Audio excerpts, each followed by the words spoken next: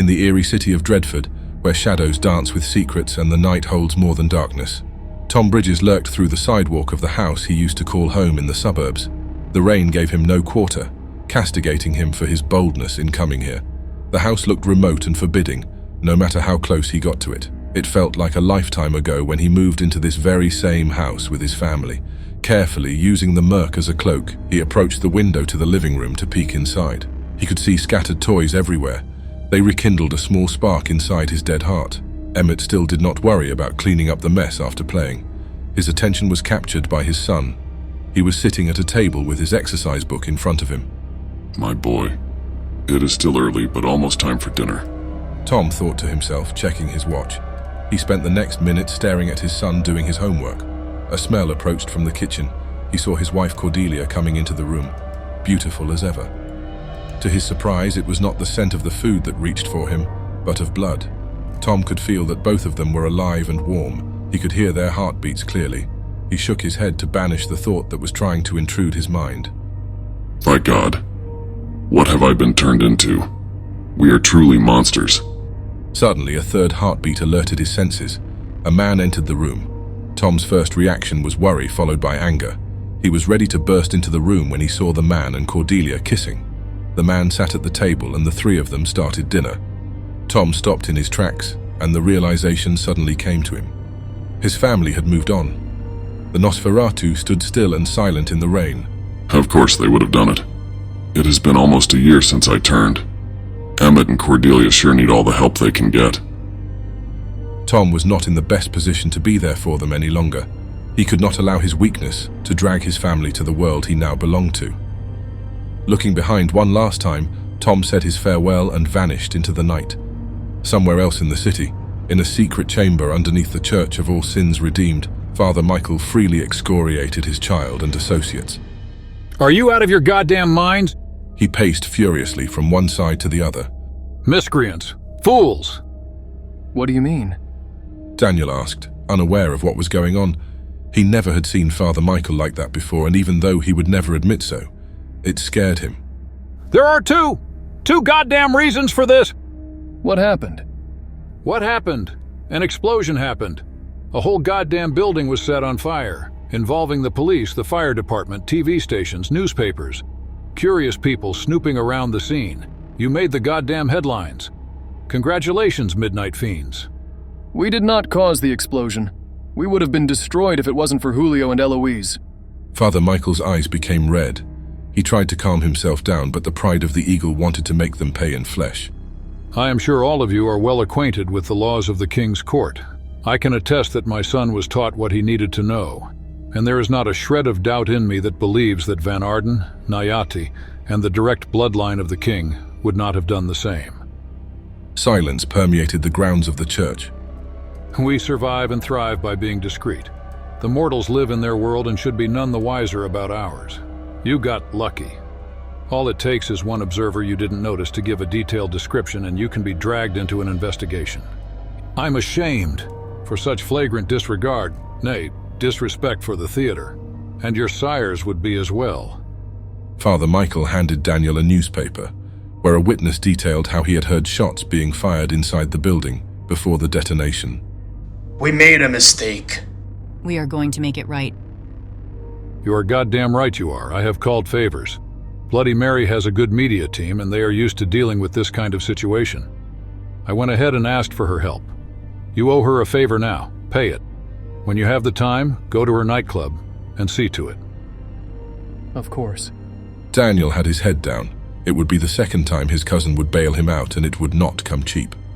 And when you do, don't let her go putting any ideas into your head.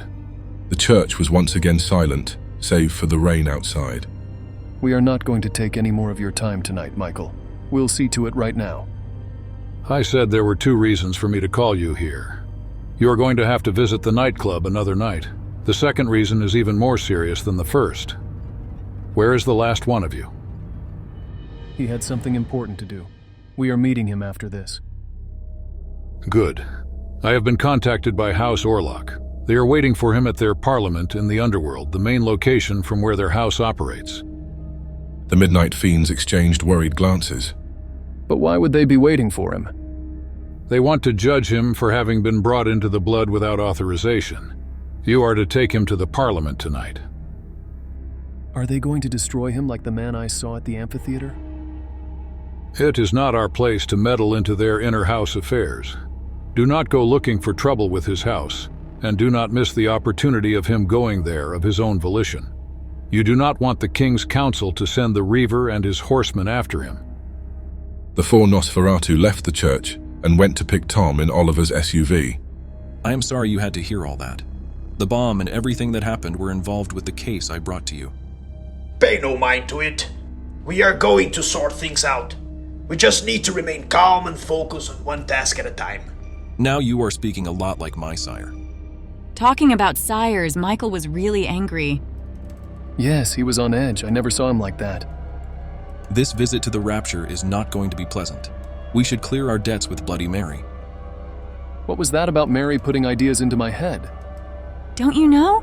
She is part of the revolution. Michael for sure doesn't want you becoming a supporter. What is the revolution? They are a group who tried to overthrow the king's court. They fought against the tower, too. It started abroad, but a Nosferatu called the Pale Rider brought it into Dreadford. They had a good run until the 1920s, but something happened to him and they had to accept terms from the court.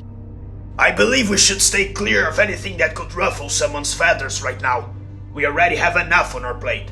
The car stopped, and Tom Bridges joined his four companions. Now it was impossible not to breach the subject they have been evading since they left the church. What's up, guys? Why are you all so gloomy? We have been told by Michael that House Orlok wants you to go to their parliament tonight. They want to judge you for being turned without authorization from the council. I have seen a Nosferatu destroyed by this very same reason during my introduction. I'm sorry, Tom. The car stayed silent for a few moments. I can try speaking with Van Arten. He's a member of the King's Council. Taking this to another house will probably make things harder. The Orloks are very cautious about their independence. When I was in trouble with the council, I thought about fleeing the city. Maybe Daniel can help you like he helped me. I am going to try, but I admit we are pretty much at square one and there is no time. They are waiting for us. There is no escaping it. I have to go there and try to solve this for the better. All of them agreed.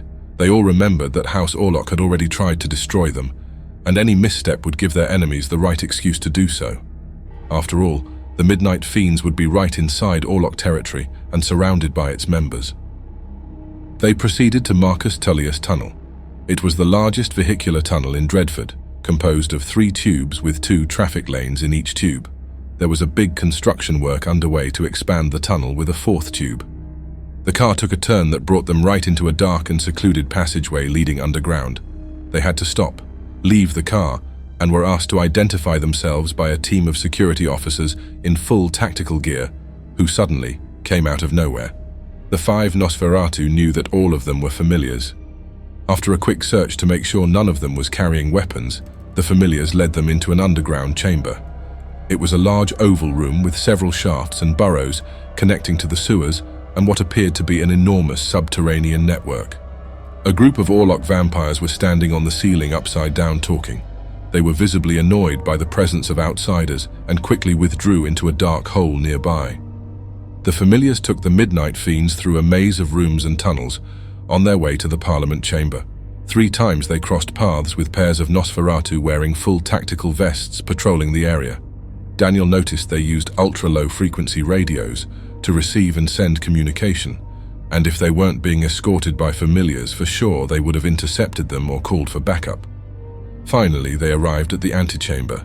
It had huge open doors that lead to the Parliament room. The Midnight Fiends braced themselves and were ready to arrive at their destination.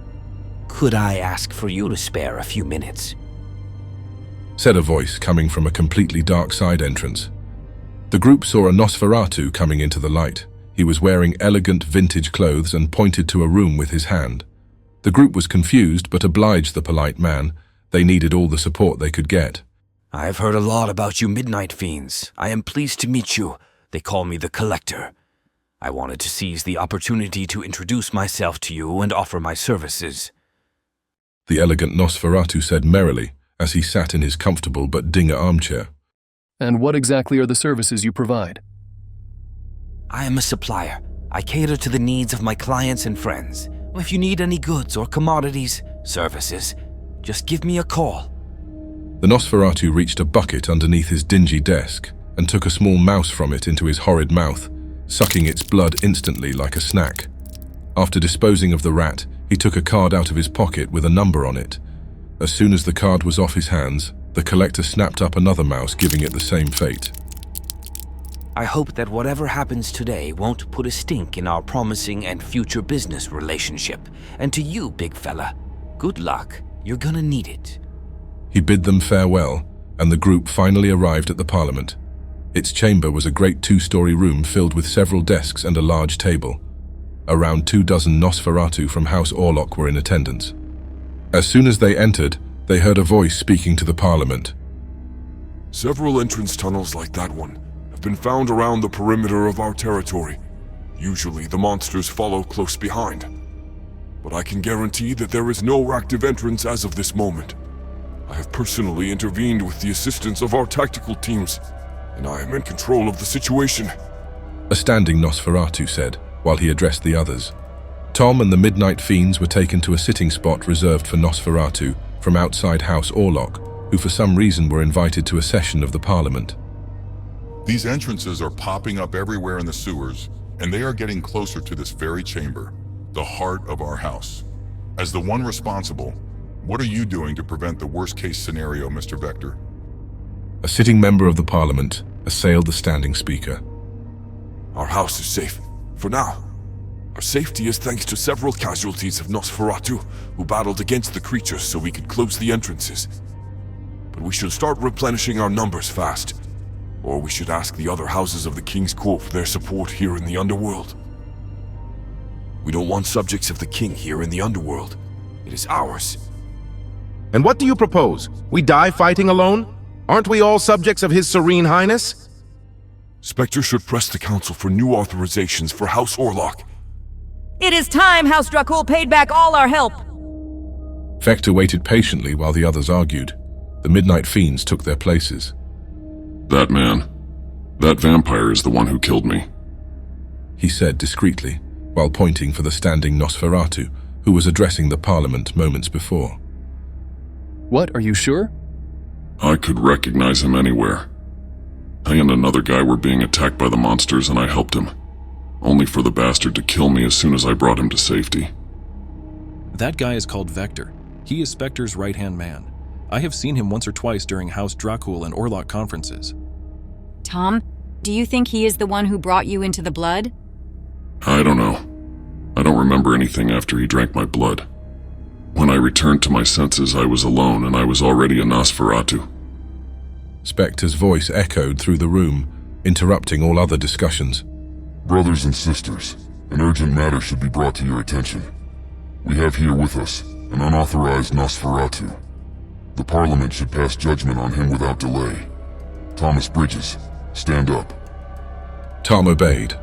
You know that it is against the laws of this city to join the blood of any house without previous approval from the council. If found guilty of this crime, the punishment is summary execution. As the presiding officer of this Parliament, I entrust Vector with the role of the prosecutor. Spectre sat down again. This is madness. Tom has a right for a fair trial. How can he defend himself like this? He needs at least— Silence! No one from outside the house is to speak during an audience unless invited to do so. Of course, he has the right. If the accused wishes, he can appoint someone for the defense. Tom hesitated. In his mind, he was sure the stage was set for a witch hunt. He didn't know anyone from House Orlok, and how could he testify if he did not remember who brought him to the blood? Should he tell the Parliament that Vector, his very accuser, was the one who killed him? Perhaps even the one who brought him into the blood? Or was this a trap? Maybe Spectre was just waiting for him to say it. Do you have someone in mind, or should we proceed? I nominate Daniel Reed from House Strix as my defense. Gasps were heard out loud in the Parliament, and Daniel Reed felt the room become very small as all the Orloks looked at him. Has his name become this well known? No one has nominated a Nosferatu outside our house as a defender in more than 100 years. Is it forbidden? Daniel asked, standing up. Vector looked at the speakers of the house and they talked among themselves. We'll allow it. Spectre did not display any reaction, but Vector was clearly upset. Very well, Mr. Reed. Congratulations.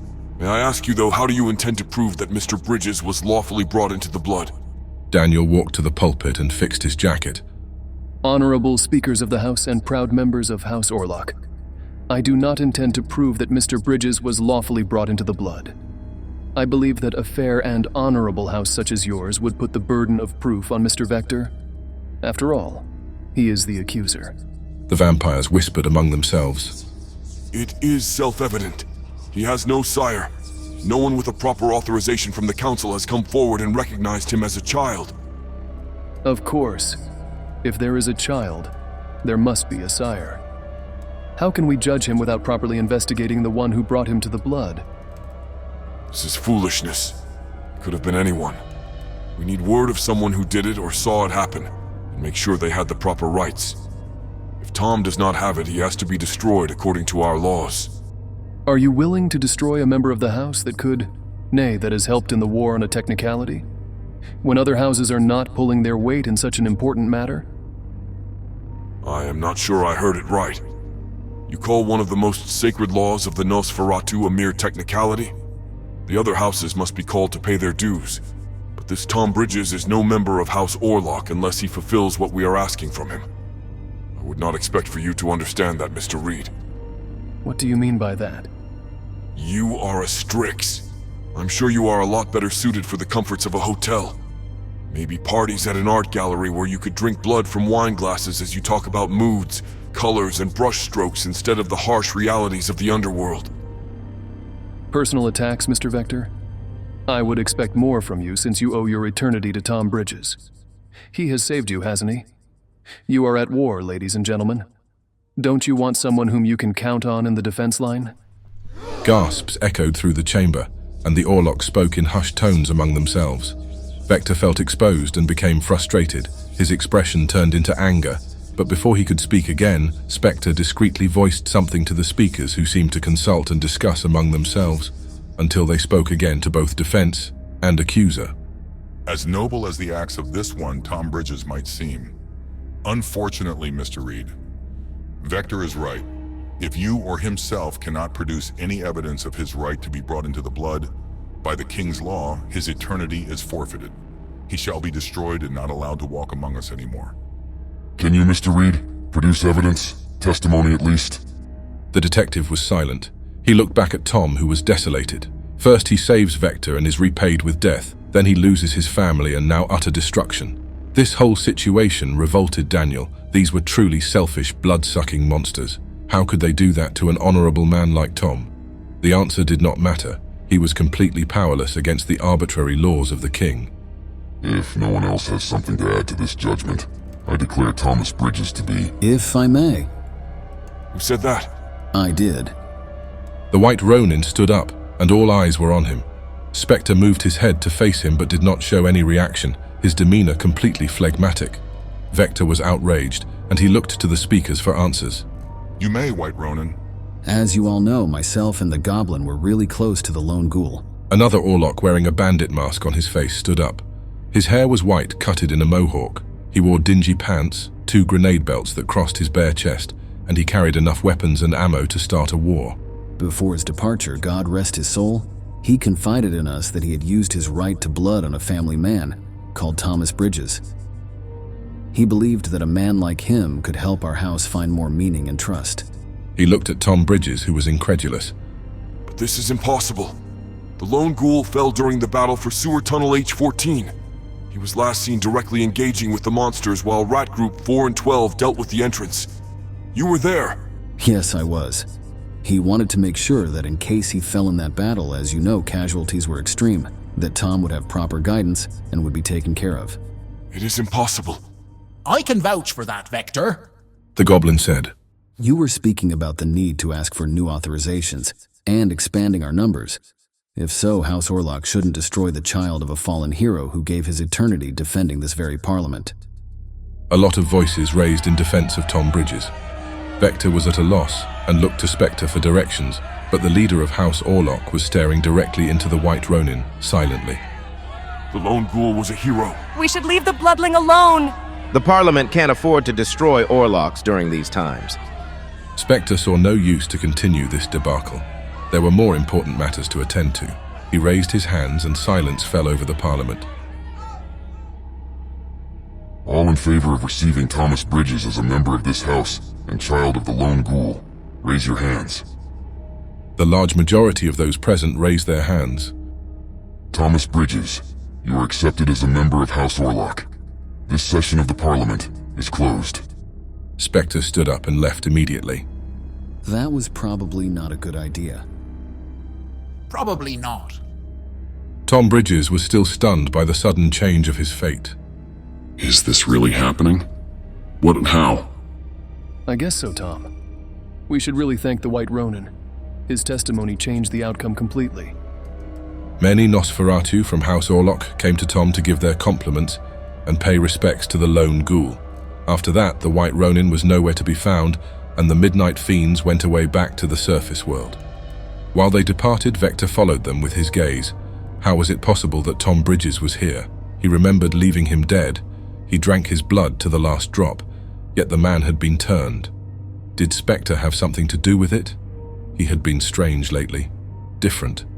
Hours later, after the session in the Parliament, Vector was patrolling the sewers when he received an urgent call on his radio. Sir, you are going to want to see this. I am on my way, Rat Team 5. When Vector arrived at the sewer gallery, everything was silent. The place was unnaturally dark, but that was not a problem due to his echolocation sense. But what worried him was that Rat Team 5 was nowhere to be seen. Rat Team 5, I am in position. Where are you? He heard his own voice coming from a radio nearby. Rat Team 3, 9, and 11, converge on my position. I am at Sewer Gallery A13. We may have a situation, said Vector before going to check out the radio. He found it hanging from the ceiling near the entrance to a large drainage tunnel. As he took it into his hands, he noticed at the last second someone tried to hit his head with a large melee weapon. Vector dodged and allowed the blow to pass near its target. He grabbed the arm of the attacker with a swift movement of his own. He felt many blows on his back, and he knew by the pain he had been stabbed by around a dozen knives. Strangely, there was no one behind him. The first attacker managed to escape his grip and fled through the drainage tunnel. Sloppy. They must be newborns. A basilisk for sure. The other is probably one of those knife psychos. Vector pursued the fleeing attacker. He soon made contact with Rat Group 9, who arrived through a side passage. Rat Team 3 and 11 were close behind. The Orloks soon reached the attackers. There were 4 of them. They wore masks, and one of them, bigger than the others, stood in front of the group to protect them. Considering you called your friends, I called mine. We are more than enough to deal with 4 newborns. There are others coming here at any moment. You should surrender while you still can. Are you sure you counted our numbers right? An enormous number of noises filled the room. The sudden cacophony was maddening. Vector only now noticed that one of the walls in the room had a large entrance, the biggest he had ever seen. A new entrance had been constructed. He had to warn House Orlok, but when he reached for his radio, he saw it being pulled by an invisible force to one of the 4 newborns, along with the radios of Rat Group 9. Suddenly, all hell broke loose. The monsters attacked them in large numbers. Vector drew a curved blade and managed to cut the head of a few monsters, but soon he noticed that he was fighting alone against an unending tide of creatures. Their dreaded sounds echoed all around him. Hands grasped for his legs and arms. He could not react to so many opponents. When he fell to the ground, he knew it was all over for him. The creatures soon had him immobilized and disarmed. After that, the monsters started to carry him as if they wanted to take him somewhere. Say hi to the preacher and the high priestess for me. Were the last words Vector heard before being carried away to the same fate he had escaped once before.